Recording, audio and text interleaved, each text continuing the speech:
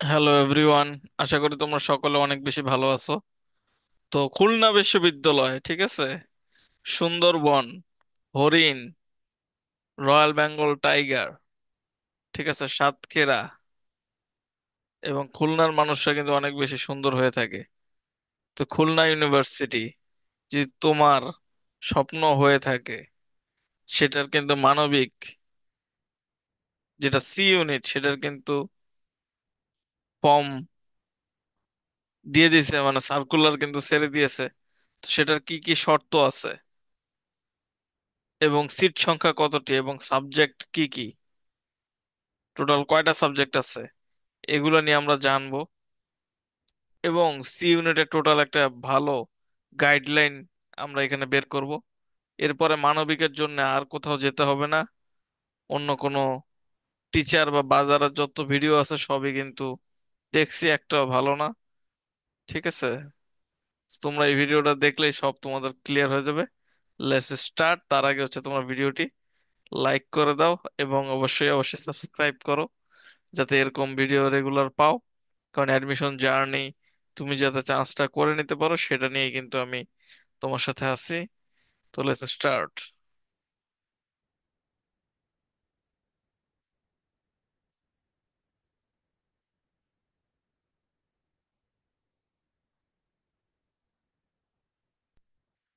তো খুলনা বিশ্ববিদ্যালয় দেখতেই পাচ্ছ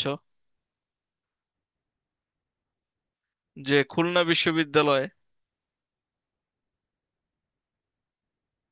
সি ইউনিট, যেটা হচ্ছে মানবিক, সামাজিক বিজ্ঞান স্কুল, আইন স্কুল এগুলো রয়েছে সি ইউনিটে।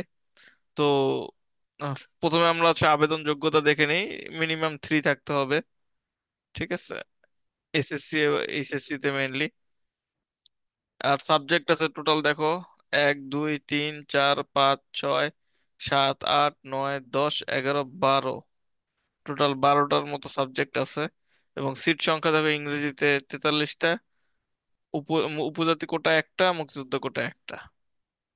ঠিক আছে, আর এখানে অবশ্যই তোমার যারা সন্তান আছে মুক্তিযুদ্ধের ক্ষেত্রে তারা প্রাধান্য পাবে, এবং উপজাতি কোটার মধ্যে তোমার যে কোনো উপজাতি হতে পারো, কিন্তু ম্যাক্সিমাম তোমার চাকমারাই চান্স পায়।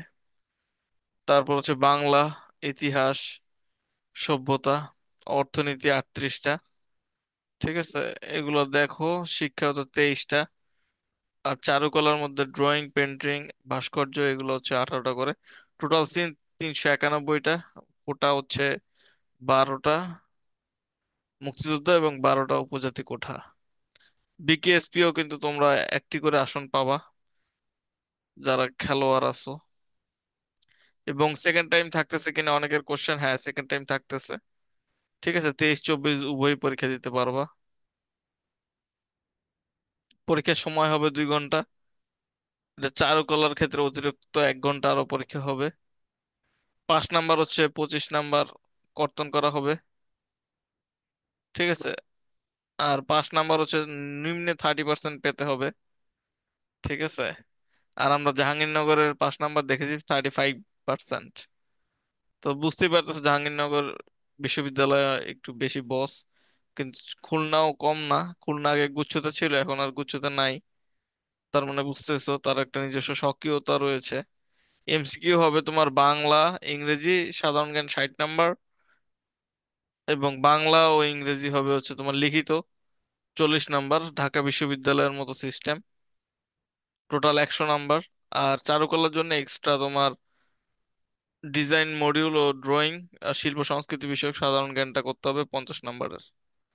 আবেদন শুরু হচ্ছে তোমার এই 10ই জানুয়ারি থেকে, হয়ে গেছে অলরেডি, শেষ হবে 10ই ফেব্রুয়ারি। ঠিক আছে, ভর্তি পরীক্ষা হবে 17 তারিখ। সি ইউনিটের ফল প্রকাশ করবে 30 তারিখ, 30শে এপ্রিল। এবং তারপর তোমরা পছন্দ ক্রম দিতে পারবা।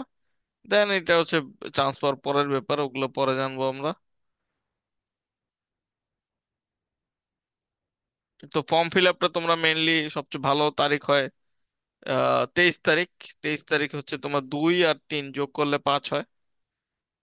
তো তোমরা হচ্ছে 23 তারিখে ফর্ম ফিল আপ করতে পারো, এটা তোমাদের জন্য বেস্ট হবে।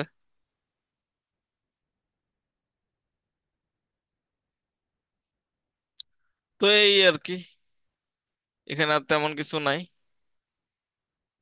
ঠিক আছে, তো তোমরা হচ্ছে দ্রুত ঠিক মতো প্রিপারেশন নিয়ে পড়াশোনা শুরু করে দাও, ঢাকা ভার্সিটির মতোই প্রিপারেশন। ঠিক আছে, আর যদি তোমরা সেকেন্ড টাইমার হয়ে থাকো, জাহাঙ্গীরনগরে যে প্রিপারেশন, সেম প্রিপারেশন তোমরা 3-4টা খুলনা ইউনিভার্সিটি চান্স পেতে পারবা।